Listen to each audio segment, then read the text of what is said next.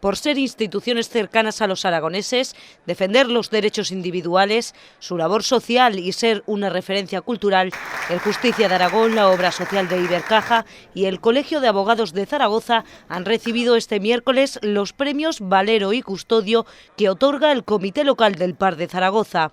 Bueno, pero a la institución de Justicia de Aragón quiero decir que es una satisfacción, un honor recibir esta distinción en nombre, acompañado por el Colegio de Abogados de Zaragoza y por la Obra Social de Ibercaja, dos instituciones que junto con la Justicia están siempre al lado de los ciudadanos.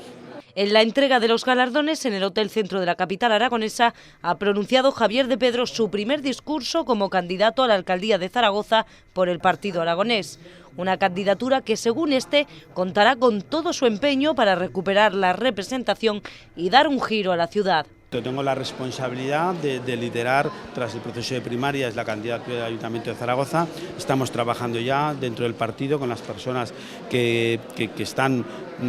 pues aportando pues sus conocimientos, su experiencia, su profesión, y vamos a abrirlo a la sociedad y a toda la sociedad zaragozana en general para tratar de hacer ese proyecto